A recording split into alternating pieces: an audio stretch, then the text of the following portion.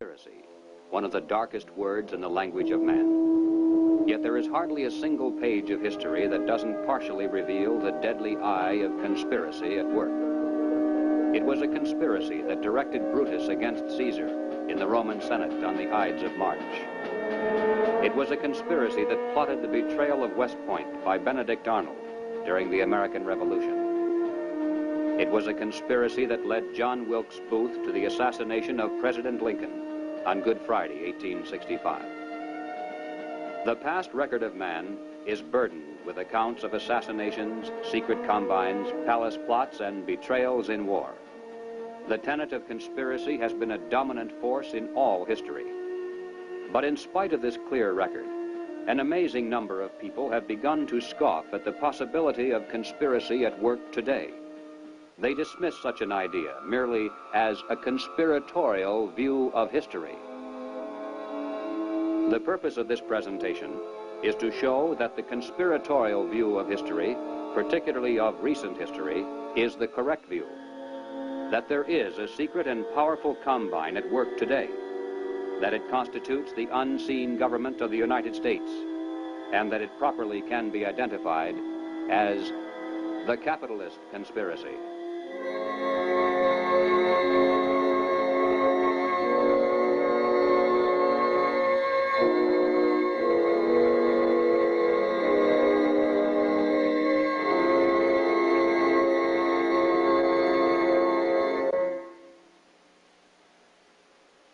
In 1963, the nation was held spellbound by the testimony of gangster Joe Valachi as he exposed the inside workings of the international crime syndicate known as the Cosa Nostra, or the Mafia. No matter how carefully criminal conspiracies are organized, eventually they're exposed because someone on the inside goes to the authorities and talks. The same is true with political conspiracies. For instance, over the years, there has been a steady stream of defectors from the communist apparatus, and through their testimony, we now have a clear idea of how that conspiracy is organized and operated. But one large piece of the puzzle always has been missing. It's a matter of record that some of the greatest help to world communism often has come from prominent and respectable leaders within the United States. Obviously, these men are not communists. As a matter of fact, most of them are extremely wealthy and are thought of as capitalists who supposedly would have the most to lose under socialism and communism. And yet the record is disturbingly consistent, and Americans repeatedly have asked why. Why have some of the richest people in the United States, both in and outside of government, aligned themselves with leftist policies that would appear to be the path to their own destruction? And if there is a conspiracy at work among these men, why hasn't someone on the inside exposed it? The answer is, someone has. Dr. Carroll Quigley is a professor of history at Georgetown University. He is the author of the widely used textbook, Evolution of Civilization. He is a member of the editorial board of the monthly periodical, Current History. He has been a frequent lecturer and consultant for such groups as the Industrial College of the Armed Forces, the Brookings Institution, the U.S. Naval Weapons Laboratory, the Naval College, the Smithsonian Institute, and the State Department. Dr. Quigley also has been closely associated with many of the family dynasties of the super-rich. He is, by his own boast, an insider with a front-row view of the world's money power structure. When Dr. Quigley wrote this 1,300-page book of dry history entitled Tragedy and Hope, it was obvious that it would never be read by the masses. It was intended for the intellectual elite. And to such a select readership, Dr. Quigley cautiously exposed one of the best-kept secrets of all time. But he also made it quite clear that he was an extremely friendly apologist for this group, and that he fully supports their goals and purposes. On page 950, Dr. Quigley says, "I know of the operations of this network because I have studied it for 20 years and was permitted for 2 years in the early 1960s to examine its papers and secret records. I have no aversion to it or to most of its aims, and have for much of my life been close to it and to many of its instruments. In general, my chief difference of opinion is that it wishes to remain unknown." Dr. Quigley points out that During the past 200 years, while the peoples of the world gradually were winning their political freedom from monarchies, the major banking families of the world were nullifying the trend toward representative government by setting up new dynasties of political control, but behind the scenes, in the form of international financial combines. These banking dynasties had learned that all governments, whether they be monarchies or democracies, must borrow money in times of emergency, and that by providing such funds from their own private resources, with strings attached, of course, gradually they could bring both kings and democratic leaders under their control. Dr. Quigley believes that people should be more familiar with the identities of these clever banking dynasties. They include such names as Baring, Hambros, Lazard, Erlanger, Warburg, Schroeder, Seligman, the Spires, Mirabeau, Mallet, Fuld, and above all, Rothschild and Morgan. It should be noted that while the Rothschilds and other Jewish families cooperated together in these ventures, this was by no means a Jewish monopoly, as some have alleged. Men of finance of many nationalities and many religious and non-religious backgrounds collaborated together to create this superstructure of hidden power. Its essence was not race, nor religion, nor nationality.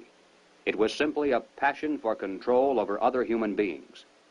Dr. Quigley identifies this group simply as the international bankers. These are not the same as the local commercial bankers with whom we deal in everyday life. International bankers deal not with the general public, but with the industrial giants of the world, with other financial institutions, and especially with governments. The key to their success has been to control and manipulate the money system of a nation, while letting it appear to be controlled by the government. The net effect is to create money out of nothing, lend it to the government, and then collect interest on it. A rather profitable transaction, to say the least. For example, in 1694, international banker William Patterson obtained the charter of the Bank of England, and the power over England's money system fell into private hands. In a boastful mood, Patterson said, "The bank hath benefit of interest on all monies which it creates out of nothing."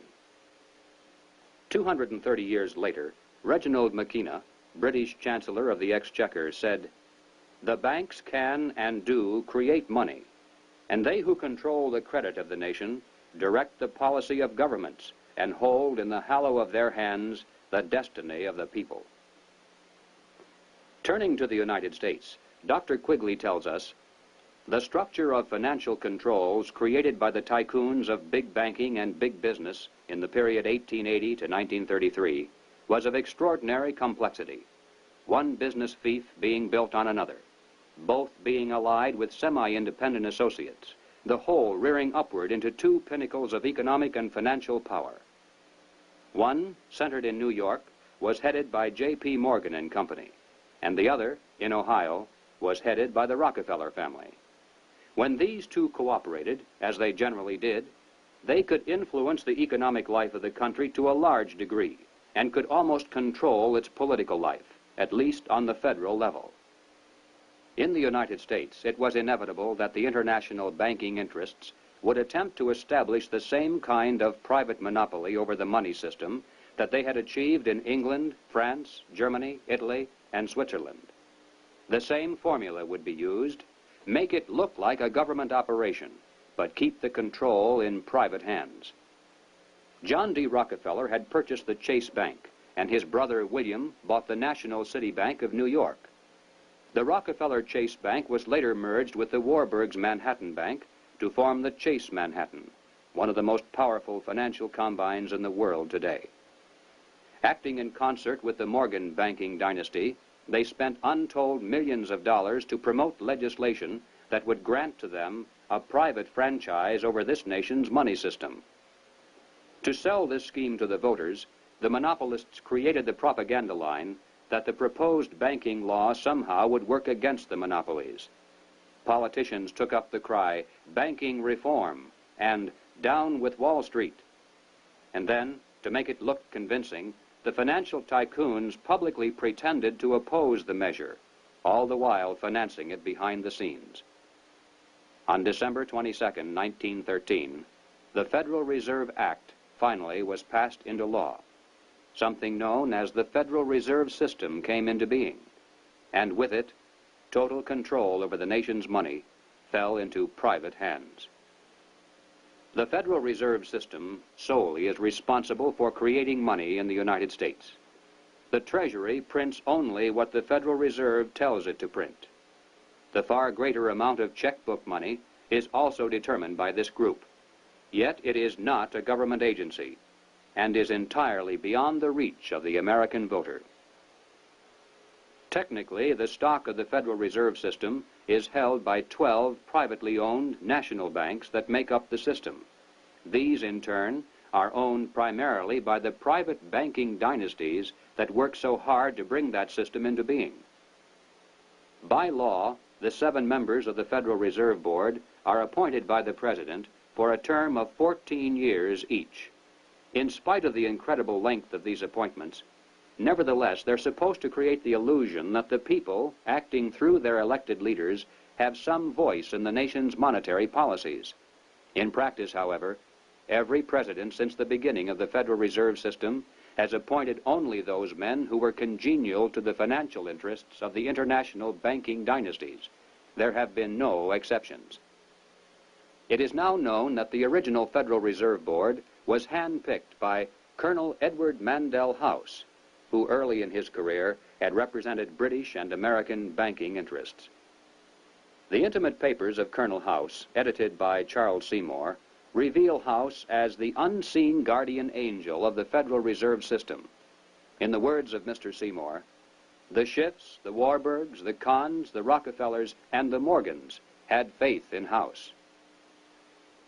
In 1912, Colonel House authored this book entitled Philip Drew, Administrator. The hero, a thinly disguised version of himself in real life, was a behind-the-scenes manipulator of prominent political figures. In the disguised form of a novel, the book lays bare the general strategy that has been followed ever since, even to the very present. It tells of how a small group of insiders cause a depression and then bring about the election of a man named Rockland. Rockland gives fireside chats and launches a program called the New Era to strengthen government control over the masses. Eventually, the insiders who control the government weaken the country deliberately to the point of civil war, which provides them with the excuse for establishing a dictatorship under Philip Drew. Colonel House was the man who selected Woodrow Wilson as a presidential candidate and later became his principal advisor. Wilson was totally dependent on House for all political decisions. He was his alter ego. The president himself had written, "Mr. House is my second personality. He is my independent self. His thoughts and mine are one. If I were in his place, I would do just as he suggested."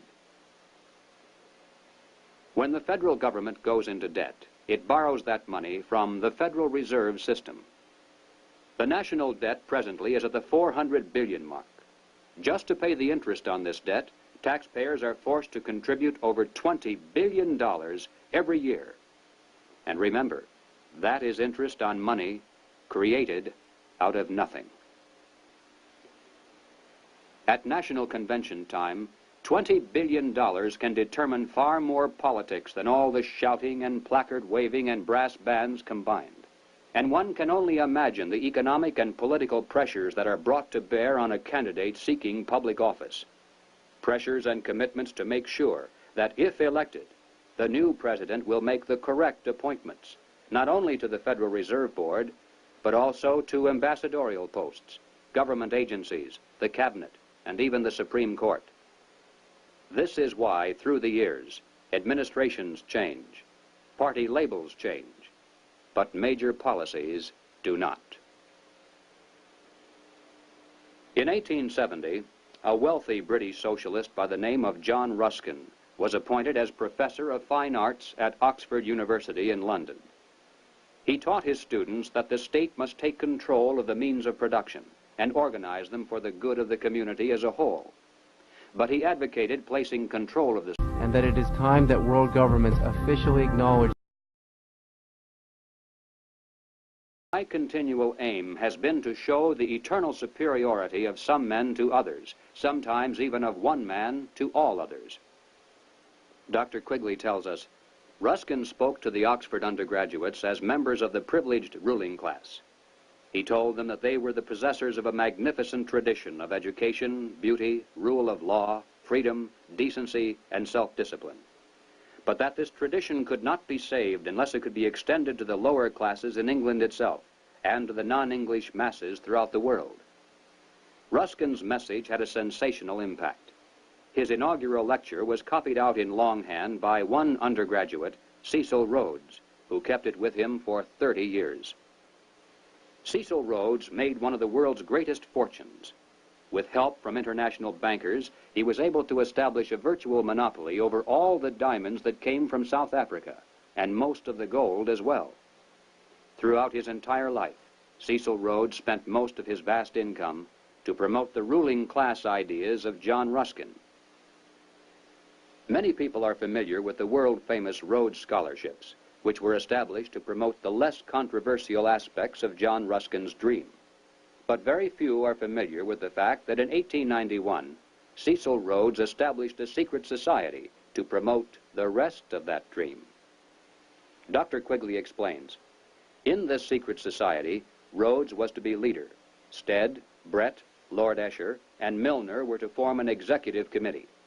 Arthur Lord Balfour, Sir Harry Johnston, Lord Rothschild, Albert Lord Grey, and others were listed as potential members of a circle of initiates, while there was to be an outer circle known as the Association of Helpers, later organized by Milner as the Round Table Organization.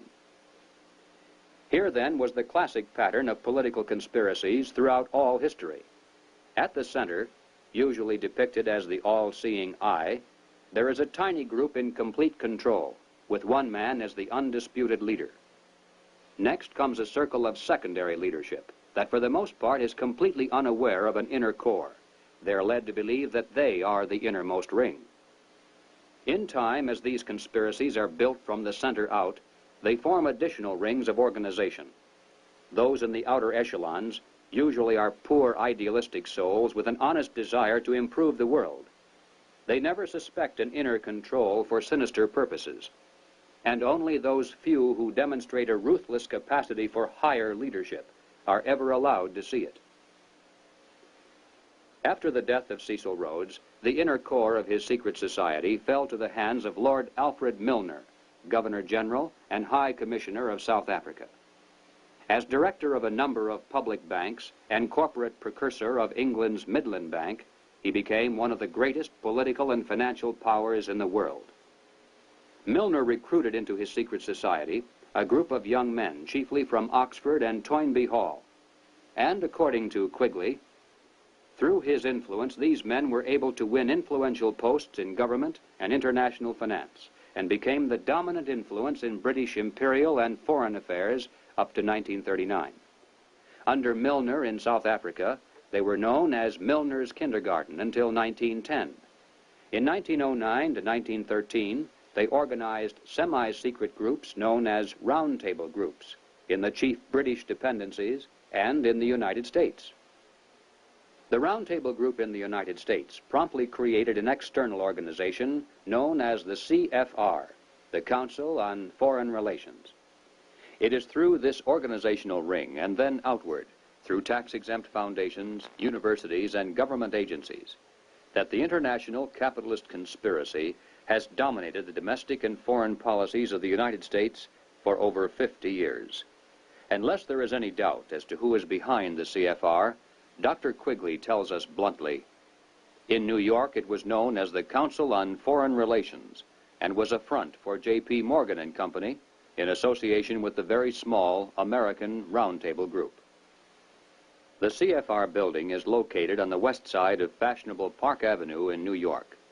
Although it definitely is not the center of the conspiracy, and although practically none of its members are aware of an inner control, nevertheless it is semi-secret in its operation.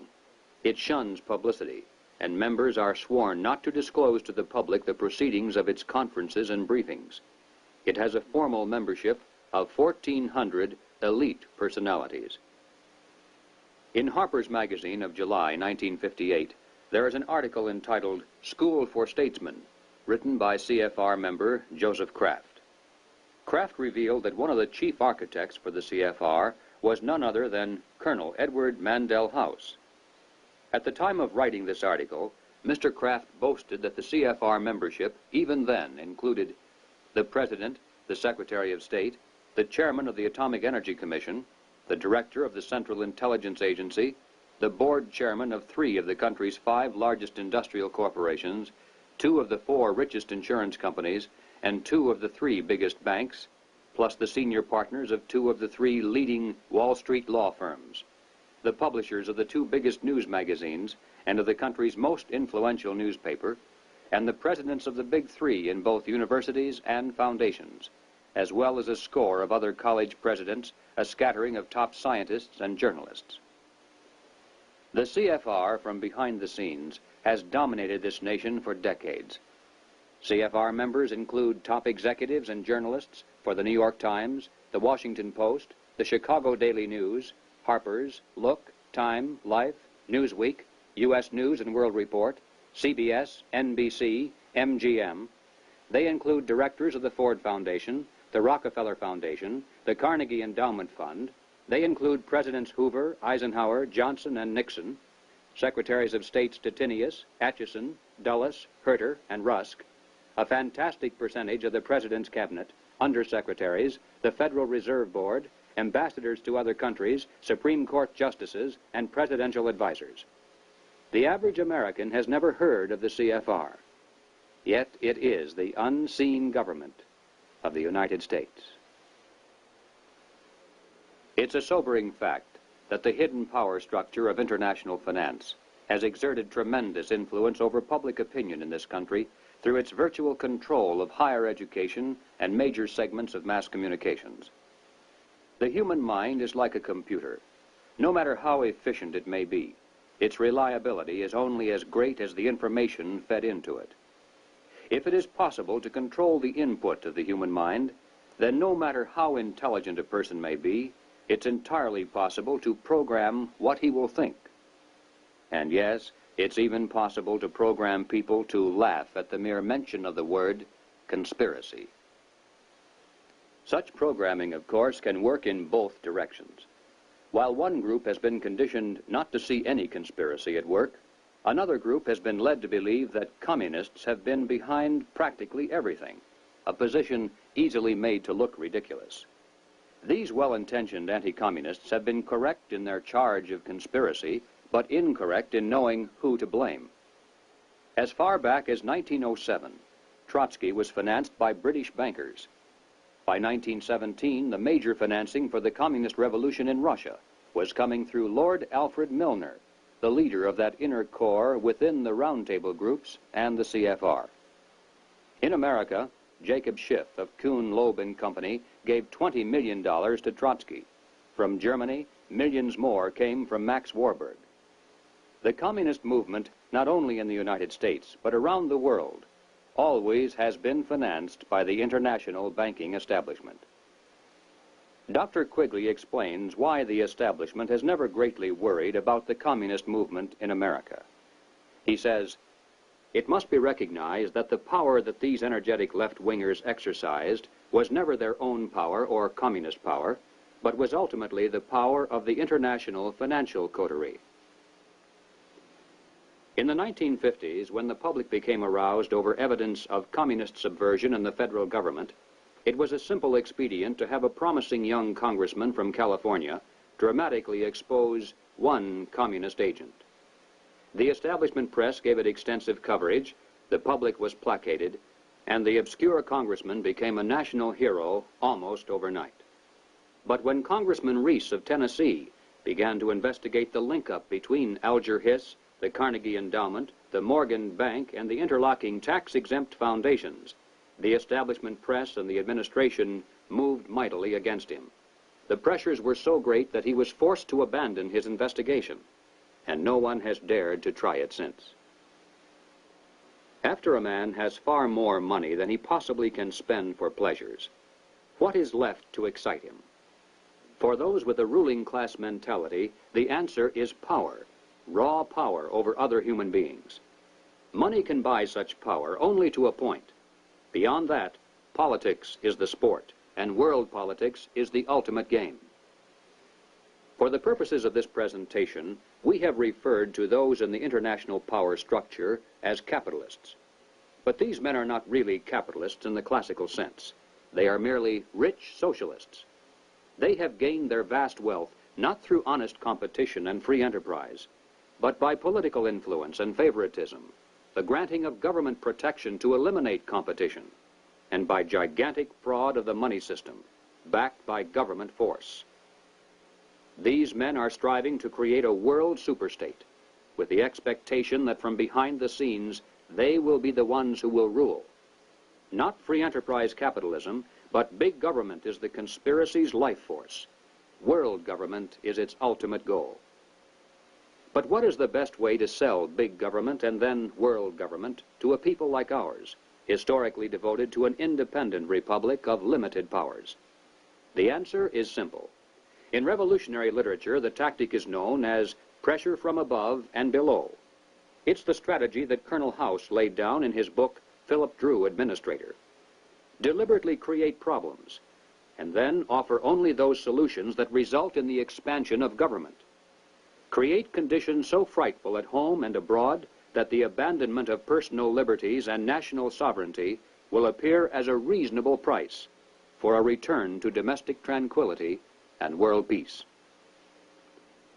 If those who seek world dominion can stimulate leftist mobs into violent confrontation with local law enforcement, and also provide exhaustive news coverage so that the entire nation can see and tremble, then the peaceful and freedom-loving majority can be programmed to accept a vast expansion of government powers and even a national police force, offered supposedly to end the violence.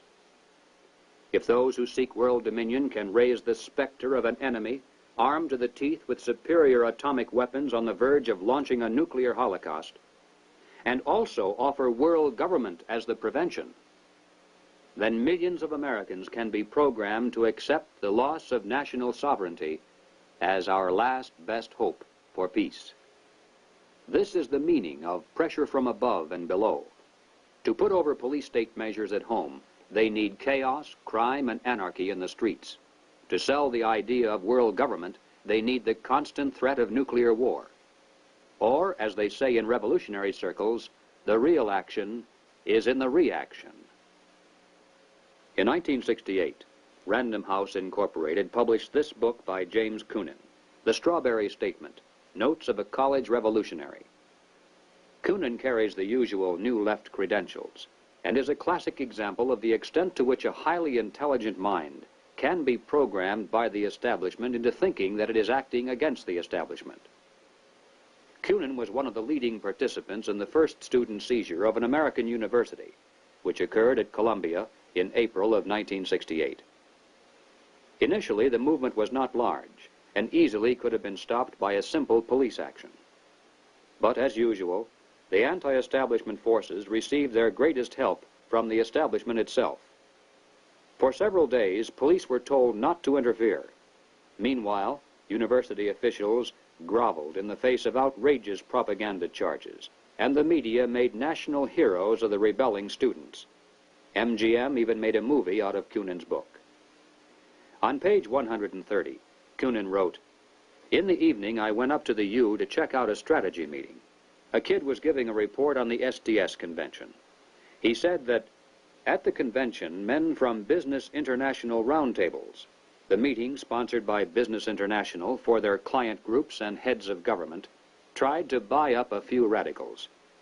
They offered to finance our demonstrations in Chicago. We were also offered ESSO, or Rockefeller money. They want us to make a lot of radical commotion so they can look more in the center as they move to the left." Jerry Kirk, while a student at the University of Chicago, was active in the SDS, the Du Bois Club, the Black Panthers, and the Communist Party.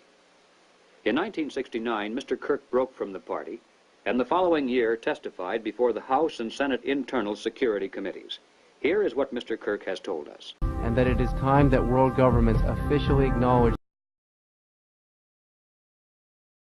pressure from above and pressure from below. They have no idea that they're playing into the hands of the establishment they claim to hate.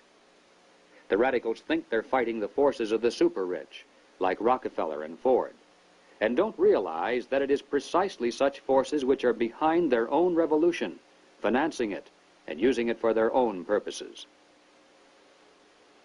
When Stokely Carmichael was head of the militant revolutionary group known as SNCC, he was invited to speak at the University of Chicago. Jerry Kirk, then still a Black Panther, was among those who attended, and here is how he described Carmichael's appearance. Mr. Carmichael was obviously in the middle of something rather important, which made him more nervous and more tense than in the past. He started speaking of things which he said he could not have said before because his research was not finished. He spoke of the false consciousness of many blacks who believed the Jews were the instrument of oppression of blacks.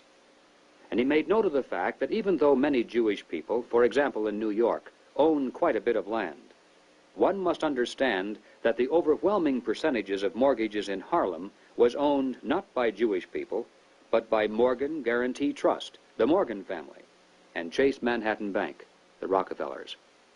He repeated the line from the song he liked so well. "Something is happening here, but you don't know quite what it is, do you, Mr. Jones?"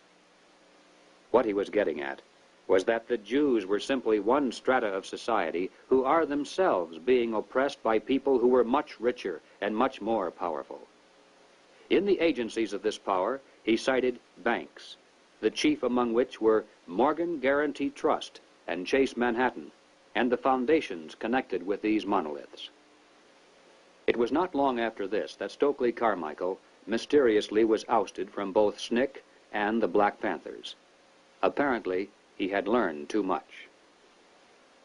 More and more young radicals are beginning to wake up to the fact that their entire lives have been carefully programmed by the very people who are their hate symbols. They're beginning to realize that their so-called anti-establishment outlook actually is the calculated product of the establishment press, the establishment communications media, the establishment entertainment industry, the establishment schools.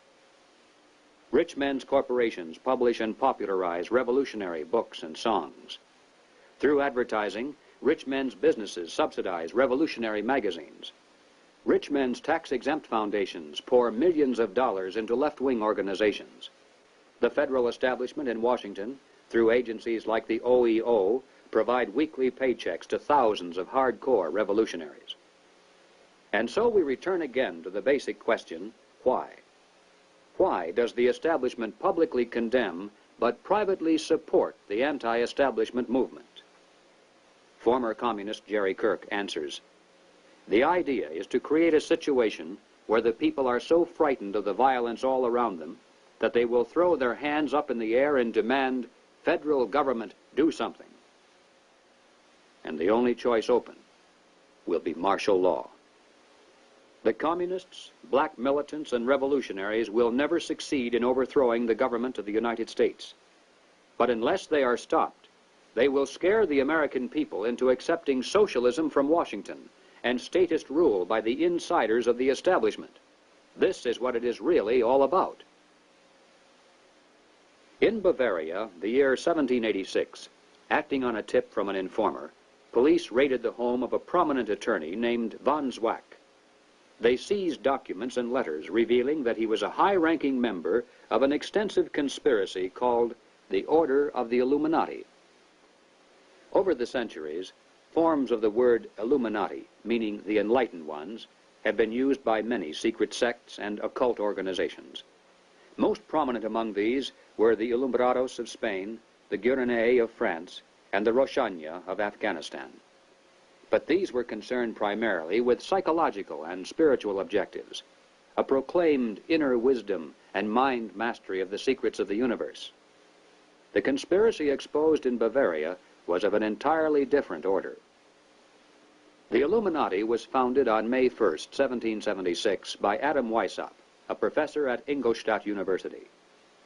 Weishaupt obviously had been a serious student of the occult, for many of its bizarre features and symbols were incorporated into his organization. Weishaupt had been active in the Masonic lodges of Germany and found in them the perfect vehicle for recruiting into his secret order, which he described publicly as the highest level of Freemasonry. The Illuminati was formally incorporated into the Masonic lodges at the Congress of Wilhelmsbad in 1780. It should be noted that Freemasonry in England and America historically is quite different. Its members are characterized by the highest standards of integrity.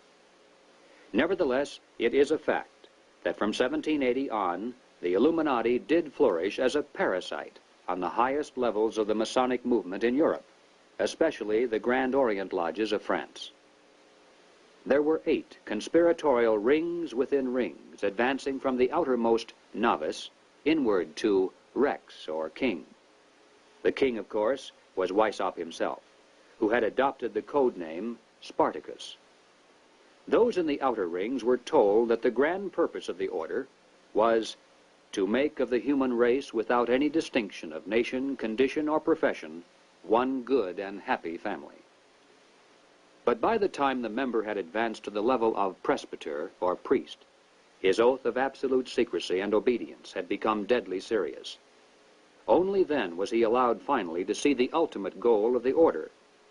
It was the destruction of all religion, replaced by the worship of reason, or humanism, and the destruction of all independent governments, replaced by a new world order, a world government ruled from behind the scenes by the illuminated ones. Needless to say, most members were never allowed to see these goals. In the words of Adam Weishaupt himself, "These good folks swell our numbers and fill our money box. Set yourselves to work. These gentlemen must be made to nibble at the bait. But this sort of people must always be made to believe that the grade they have reached is the last."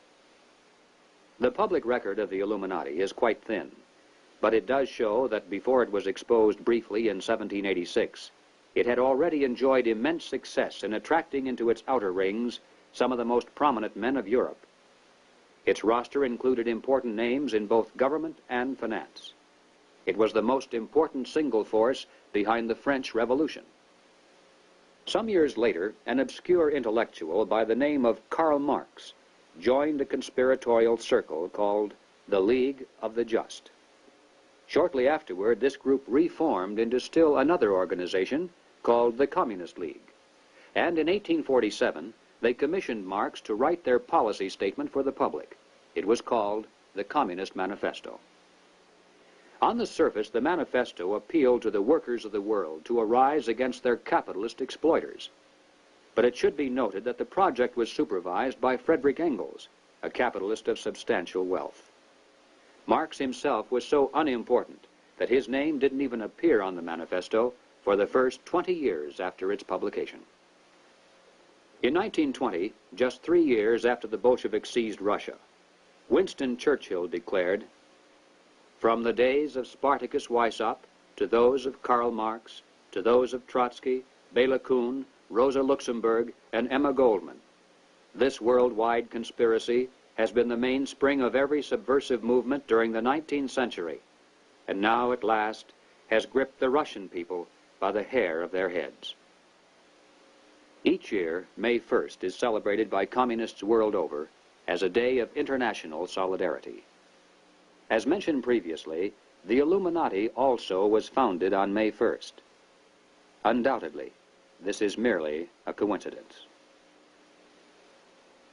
The symbol of the all-seeing eye is closely associated with the Illuminati. Like many other features of this conspiracy, apparently it was taken by Adam Weishaupt from the occult symbolism of ancient history. It appears today among the symbols of the Rosicrucians, the Freemasons, and many others around the world, including the Cao Dai in South Vietnam. Undoubtedly, it is merely a coincidence that the all-seeing eye now appears on the alternate side of the Great Seal of the federal government, and also on the $1 notes of the Federal Reserve System. At the bottom of the seal, in Roman numerals, there is the date 1776. This, of course, is the year of American independence. Undoubtedly, it is merely a coincidence that it is also the year of the founding of the Illuminati. But then, perhaps, none of this is merely a coincidence. Is it possible that both the communist and capitalist conspiracies have yet one more inner circle within the circle that is common to them both? Is it possible that both movements, unbeknownst to most of the people in them, are merely contemporary counterparts of a much older conspiracy? There is much evidence, far more than presented here, to indicate that this is the case, but frankly, we don't know. Until someone on the inside of such a master conspiracy decides to reveal its existence today, we simply have no way of finding out. But we do know that it is not impossible, and certainly not absurd. What then is our response? Fortunately, it's not necessary that we resolve the historical question of the conspiracy's origin. Regardless of whether there is one controlling group, or two cooperating, or three competing, or 4 or 10. In practical terms of what can be done about it, our response must be the same. Conspiracy, as it operates at the highest level in the United States today, rests upon two solid foundations and enjoys the protection of shelter. If we could knock out its foundations, it would collapse, and if we could strip away its shelter, it would wither and die. The shelter is secrecy.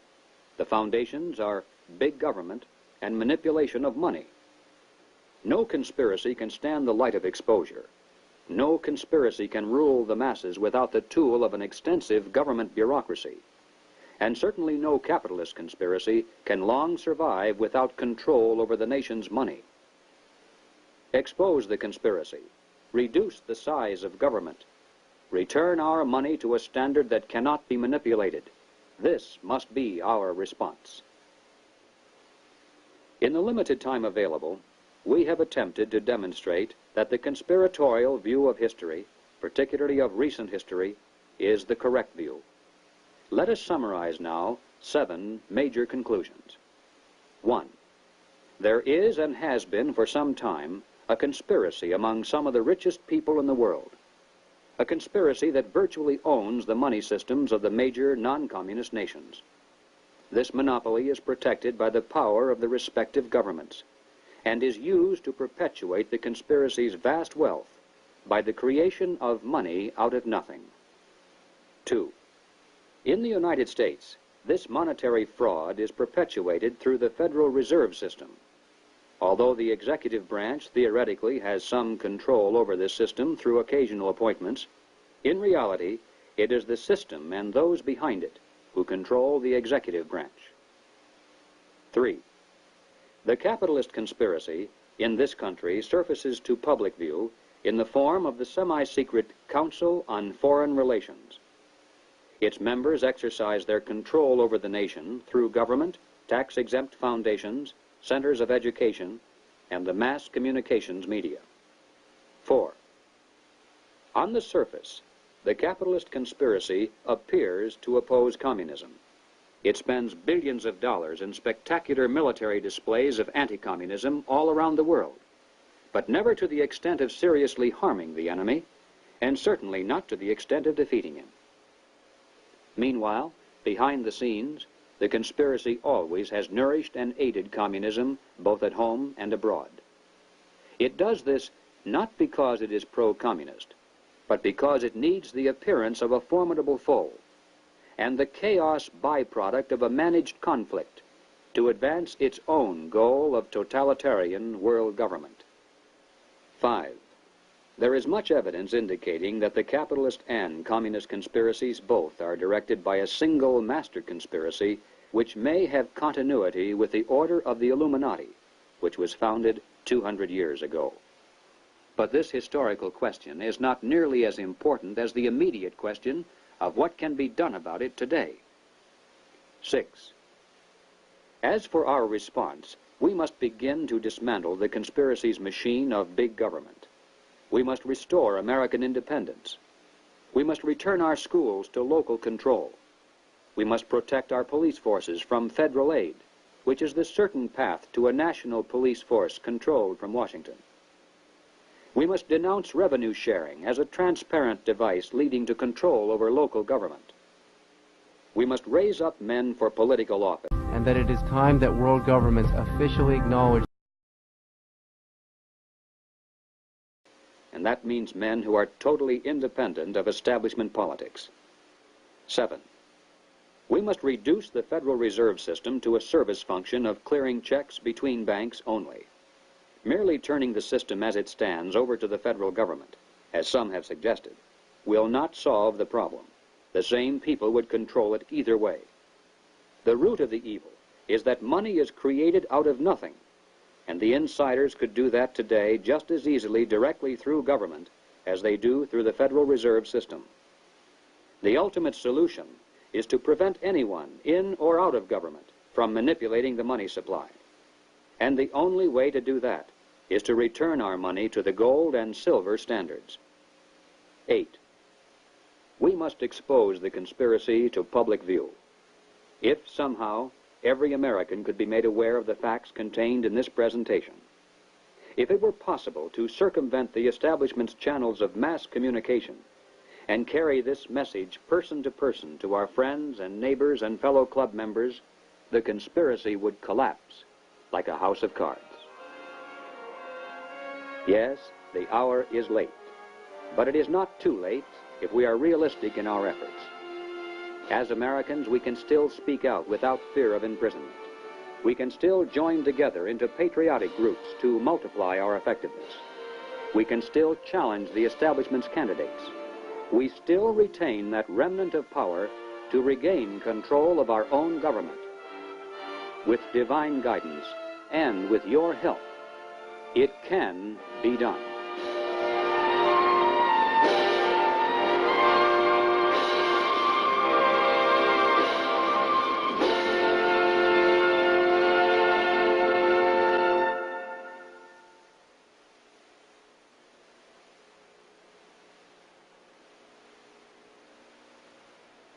Of this network because I have studied it for 20 years and was permitted for 2 years in the early 1960s to examine its papers and secret records.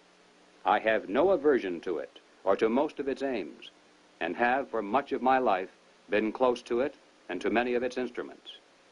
In general, my chief difference of opinion is that it wishes to remain unknown. Dr. Quigley points out that during the past 200 years, while the peoples of the world gradually were winning their political freedom from monarchies, the major banking families of the world were nullifying the trend toward representative government by setting up new dynasties of political control, but behind the scenes, in the form of international financial combines. These banking dynasties had learned that all governments, whether they be monarchies or democracies, must borrow money in times of emergency, and that by providing such funds from their own private resources, with strings attached, of course, gradually they could bring both kings and democratic leaders under their control. Particularly of recent history is the correct view that there is a secret and powerful combine at work today, that it constitutes the unseen government of the United States, and that it properly can be identified as the capitalist conspiracy.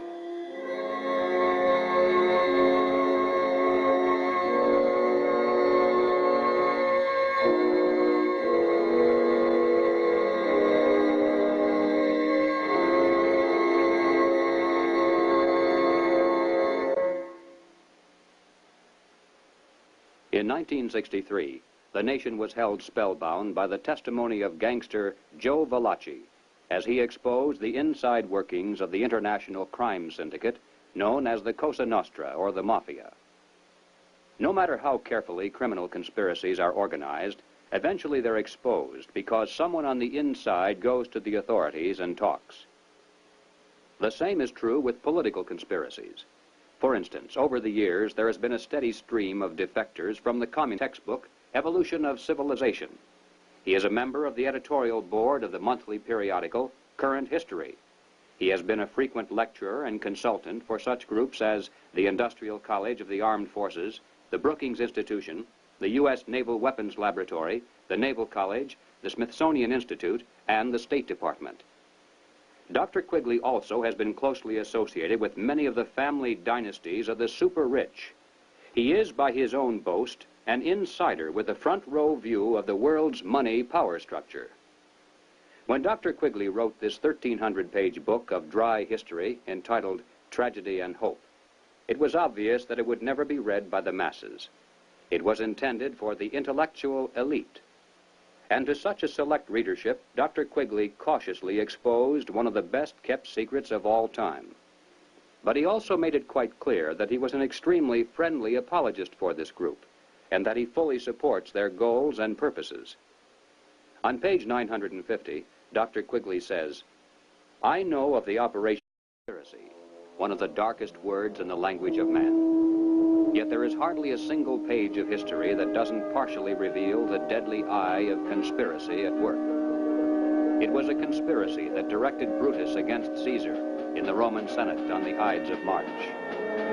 It was a conspiracy that plotted the betrayal of West Point by Benedict Arnold during the American Revolution. It was a conspiracy that led John Wilkes Booth to the assassination of President Lincoln on Good Friday, 1865. The past record of man is burdened with accounts of assassinations, secret combines, palace plots, and betrayals in war. The tenet of conspiracy has been a dominant force in all history.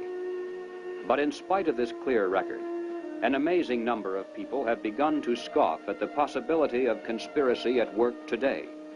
They dismiss such an idea merely as a conspiratorial view of history. The purpose of this presentation is to show that the conspiratorial view of history is apparatus, and through their testimony, we now have a clear idea of how that conspiracy is organized and operated. But one large piece of the puzzle always has been missing. It's a matter of record that some of the greatest help to world communism often has come from prominent and respectable leaders within the United States. Obviously, these men are not communists. As a matter of fact, most of them are extremely wealthy and are thought of as capitalists, who supposedly would have the most to lose under socialism and communism. And yet the record is disturbingly consistent, and Americans repeatedly have asked why. Why have some of the richest people in the United States, both in and outside of government, aligned themselves with leftist policies that would appear to be the path to their own destruction? And if there is a conspiracy at work among these men, why hasn't someone on the inside exposed it? The answer is, someone has. Dr. Carroll Quigley is a professor of history at Georgetown University. He is the author of the widely used